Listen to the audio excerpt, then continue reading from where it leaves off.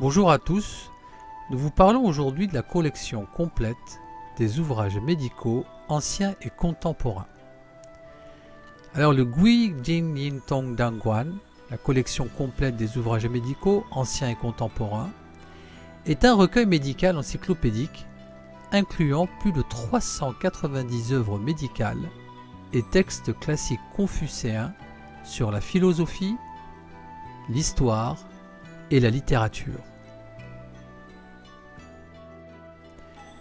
Le compilateur Chu Chomfu 1520-1596, qui avait pour prénom social Ruian et pour prénom lettré Dongjao, Sihe et Simin, était originaire de Xinan. Il se prépara aux examens de l'administration publique auprès du grand académicien Ye Guanshan. De santé souvent précaire, Chu commença également à étudier la médecine auprès du docteur Ming Wanquan, puis il servit à l'Académie impériale de médecine et pratiqua cette discipline dans la région de Jiangsu et de Zhejiang pendant plus de 10 ans. Selon le guide éditorial de cet ouvrage, les prescriptions sélectionnées provenaient de sources médicales historiques et reposaient sur les règles établies par les sages les plus respectés, leur donnant un statut de norme unanime. L'ouvrage cite des écrits de médecins célèbres, ainsi que des œuvres littéraires, avec Neijin, titre abrégé de Huangdi Neijin, canon interne de l'empereur jaune, fournissant les principes de base et les méthodes types. Le compilateur accorde la plus grande importance au pouls. Les maladies sont classifiées et leurs sources sont abordées. En s'appuyant sur le Neijing et le Zhu Bingwan Hunlun sur les pathogènes et les syndromes, Zhu explique la pathogénèse. Il souligne également que l'acupuncture doit être appliquée dès le diagnostic primaire de la maladie. L'ouvrage recommande aux médecins d'être attentifs aux maladies incurables. Ils doivent connaître les herbes médicinales et leurs caractéristiques. Sur le thème de l'enrichissement de la vie, Chu présente les méthodes applicables des ouvrages taoïstes. Il explique en détail la théorie des mouvements du Qi et répertorie des formules miraculeuses, des prescriptions secrètes et des pratiques quotidiennes. La préface fut écrite par Chu Chomfu en 1556, mais comme la compilation de l'ouvrage nécessita plus de 10 ans, l'impression fut reportée à une année comprise entre 1575 et 1578. Plus de 30 personnes, notamment des figures politiques Ming telles que Chu Qingzhong, membre de la famille impériale, contribuèrent financièrement à sa publication. Peu après sa parution en Chine, l'ouvrage fut publié au Japon. Au XVIIe siècle, l'œuvre fit l'objet d'au moins 2 rééditions au Japon, une durant la 3e année, 1657, de l'ère Meireki, et l'autre pendant la 3e année, 1660, de l'ère Meiji.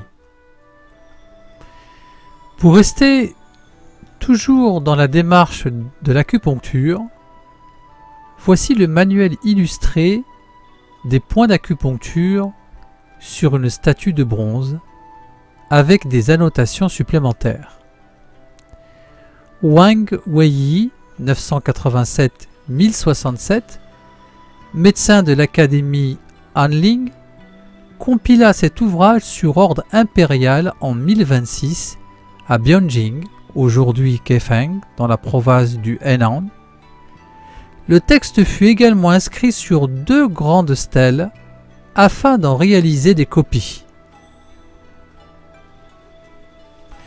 Dans sa préface, Xia Li, 985-1051, haut fonctionnaire Song, affirme que Wang Weiyi s'appliqua assidûment à compiler l'ouvrage, consultant des sources anciennes et contemporaines. pour expliquer le contenu de son manuel par une démonstration visuelle et pas seulement par des mots, Wang Wei conçut en 1027 2 statues de bronze grandeur nature, chacune avec les organes à l'intérieur. Les 354 points d'acupuncture étaient marqués sur les corps de bronze par des trous remplis de mercure et recouverts de cire. Avec la démocratisation de l'acupuncture et de la moxibuction pendant la dynastie Song, l'élaboration d'une norme nationale des méridiens et des points devint nécessaire. Cet ouvrage, illustré en 5 juan, avait pour but d'aider à l'enseignement et à la pratique de l'acupuncture.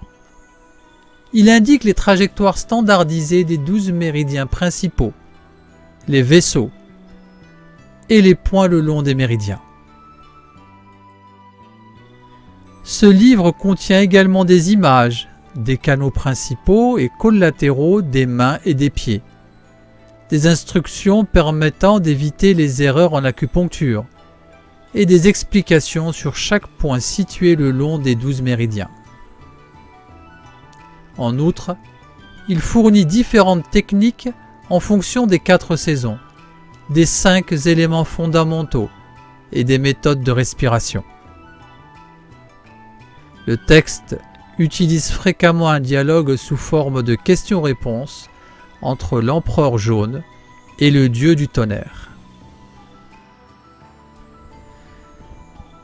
Au cours des siècles ultérieurs, les lecteurs appelaient souvent cet ouvrage Tongren, homme de bronze, ou Tongren Jin, manuel de l'homme de bronze. Une des statues de bronze disparues pendant la guerre entre les Song et les Jin. Les Jurchens s'emparèrent de la seconde et ils ne la rendirent qu'après les négociations entreprises par les cours Song et Jin. L'édition Yuan, présentée ici, est l'exemplaire le plus ancien encore existant aujourd'hui, ce qui lui confère une valeur inestimable.